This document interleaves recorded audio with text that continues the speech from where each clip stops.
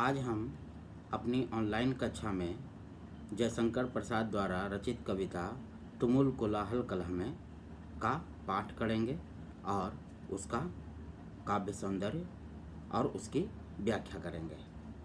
तुमुल कोलाहल कलह में कविता जयशंकर प्रसाद द्वारा रचित कामायनी से ली गई है।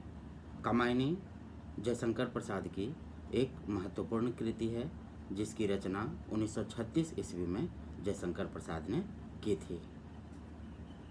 तुमुल कोलाहल कविता कामायनी के निर्वेद सर्ग से ली गई है। कामायनी में 15 सर्ग हैं जिसमें निर्वेद एक सर्ग है। सर्ग का अर्थ है अध्याय। यह श्रद्धा द्वारा गाया गया गीत है। तुमुल कोलाहल कलह में कविता का जो हम पाठ करेंगे वह श्रद्धा के द्वारा गाया गया गीत है जो कामायनी के निर्वेद सर्ग से लिया गया है। उसके पहले हम लोग कामायनी के बारे में थोड़ी बहुत जानकारी ले लेते हैं। कामायनी 1936 ईस्वी में लिखी गई है। कामायनी शैव दर्शन पर आधारित प्रत्यभिज्ञा दर्शन से संबंधित है। शांतिप्रिय द्विवेदी ने कामायनी को छायावाद का उपनिषद कहा है। कामायनी मानव सभ्यता के विकास की कथा है, ऐसा गजानन माधव मुक्तिबोध ने कहा है। कामायनी के सभी पात्र प्रतीकात्मक है। कामायनी के मुख्य रूप से 3 पात्र हैं, मनु, श्रद्धा और इड़ा। मनु मन के प्रतीक हैं, श्रद्धा हृदय के प्रतीक है, इड़ा ज्ञान, तर्क या बुद्धि की प्रतीक है और मानव जो मनु और श्रद्धा का पुत्र है वो उसमें एक और पात्र है।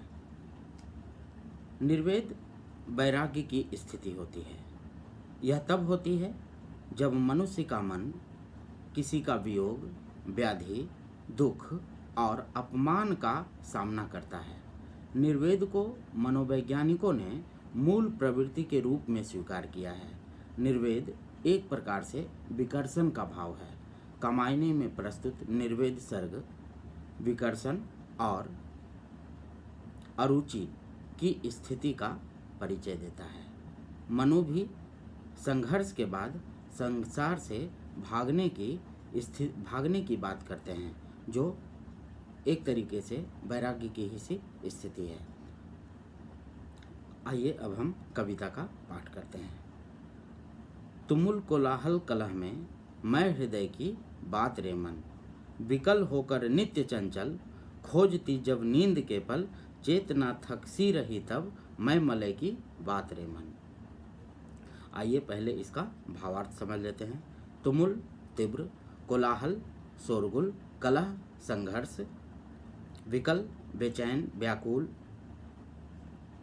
चेतना जिसमें मतलब प्राण होते हैं, एक तरीके से सचेतन प्राणी, और मलय दक्षिण भारत में एक पर्वत है, तो दक्षिण भारत के मलय पर्वत से उठने वाली सुगंधित हवा, इसका यहाँ यही तात्पर्य है।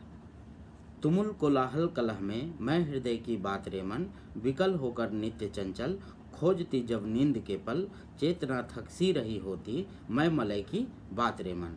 इसका प्रसंग है कि मनु जब उदास होते हैं तो श्रद्धा अपने मनु को अपने अंदर विश्वास की भावना को जागृत करने की बात कहती है। उपनिषद में कहा गया है आस्तिक बुद्धि इति श्रद्धा, अर्थात आस्तिकता अस्तित्व में ही आस्था का नाम है। आइए हम लोग अब इसका अर्थ देखते हैं। श्रद्धा कहती है, एक तरीके से यह जो सर्ग है वह विश्वास की बात करता है कि व्यक्ति जब भी वैराग्य की स्थिति में होता है या चिंता की स्थिति में होता है तो अपने अंदर जो है विश्वास की भावना को जागृत किए रहना चाहिए। तो श्रद्धा कहती है, हे मन, जिस समय संसार में आपसी झगड़े संघर्ष के कारण अधिक कोलाहल छा जाता है, उस समय मैं शांति देने वाली मनोहर वाणी का रूप धारण करके पारस्परिक कलह को दूर किया करती हूँ, और जिस समय सचेतन प्राणी दुखों से बेचैन होकर अधीर होकर इधर उधर फिरते रहते हैं, अत्यधिक थक जाने के कारण विश्राम की इच्छा रखते हैं, उस समय मैं बसंतकालीन पवन के समान उनके दुख और व्याकुलता को दूर करने का प्रयास करती हूँ। श्रद्धा यहाँ पर नारी के हृदय का प्रतीक है। कवि ने यहाँ श्रद्धा नामक मनोभाव की महत्ता का निरूपण किया है। श्रद्धा को आस्तिक भाव या विश्वास की भावना भी कहा जाता है। अंतिम पंक्तियों का कर्ता चेतना है, अतः चेतना से तात्पर्य चेतनशील प्राणी से है, जो इस संसार में आकर विविध प्रकार के कष्ट उठाता है और परिणाम स्वरूप कभी व्याकुल तो कभी थका हुआ तो कभी विश्राम के लिए इधर उधर मारा मारा फिरता है। परंतु यह आस्तिक भाव या विश्वास की भावना अगर उसमें जग जाए तो उसके निर्जीव जीवन में एक बार पुनः जीवन की संभावना उत्पन्न हो जाती है। इस पद में रूपक अलंकार और अनुप्रास अलंकार की छटा मौजूद है। अनुप्रास अलंकार क्या होता है? जहाँ पर एक ही वर्ण की क्रमशः आवृत्ति होती है। जैसे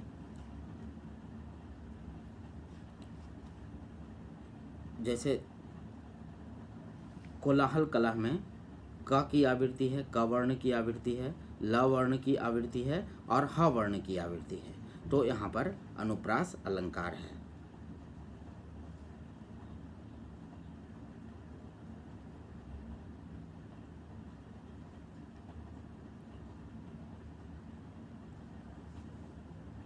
अब इसके आगे देखते हैं। आगे का जो पद है वो है, चिर विषाद विलीन मन की इस व्यथा के तिमिर वन की, मैं उषासी ज्योति रेखा कुसुम विकसित प्रातः रे मन। चिर विषाद विलीन मन की इस व्यथा के तिमिर वन की, मैं उषासी ज्योति रेखा कुसुम विकसित प्रातः रे मन। विलीन, चिर विषाद विलीन का अर्थ है बहुत दिनों से शोक में डूबा हुआ। व्यथा के तिमिर मतलब वेदना का अंधकारपूर्ण। ज्योति रेखा एक तरीके से प्रकाश की किरण। और कुसुम विकसित प्रातः मतलब फूलों के समान खिली हुई प्रभात बेला। श्रद्धा आगे कहती है, प्राणियों का मन जो बहुत दिनों से शोक में डूबा हुआ होता है और जिस पर वेदना अर्थात दर्द इस प्रकार छाया रहता है जिस प्रकार वन में अंधकार छाया होता है, तब हे मनु, उस शोक या वेदना को दूर करने के लिए मैं प्राणियों के हृदय में इस तरह उतरती हूँ जिस तरह घने अंधकार को दूर करने के लिए फूलों के समान विकसित प्रभात काल में उषा की प्रकाशमयी किरण उत्पन्न होती है। उपर्युक्त पंक्तियों में श्रद्धा को प्राणी मात्र का निराशा, वेदना, संताप, दुख आदि दूर करने वाला बताया गया है। यहाँ व्यथा के तिमिर वन में रूपक अलंकार है तथा उषासी ज्योति रेखा में उपमा अलंकार है। उपमा अलंकार क्या होता है? दो वस्तुओं को आमने सामने रख करके उसमें समानता के गुणों का प्रतिपादन करना उपमा अलंकार कहलाता है।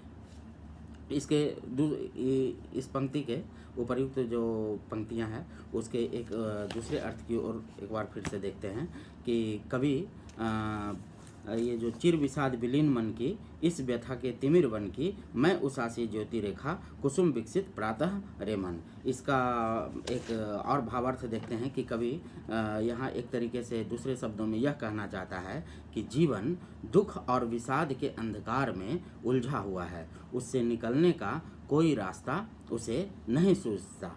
मतलब ये एक तरीके से मनु के मन की जो व्यथा है उसकी बात की जा रही है कि जीवन दुख और विषाद के अंधकार में उलझा हुआ है, उससे निकलने का कोई रास्ता उसे नहीं सूझता। व्यथा के अंधेरे वन में कोई रास्ता मिले तो कैसे मिले, परंतु मैं उसी व्यथा के घनघोर अंधेरे वन में ज्योति रेखा के समान हूँ। ये श्रद्धा उस बात को कह रही है कि परंतु मैं उसी व्यथा के घनघोर अंधेरे वन में ज्योति रेखा के समान हूँ, कलियों को खिला देने वाली सुंदर सुखकर प्रेरक प्रभात के समान हूँ।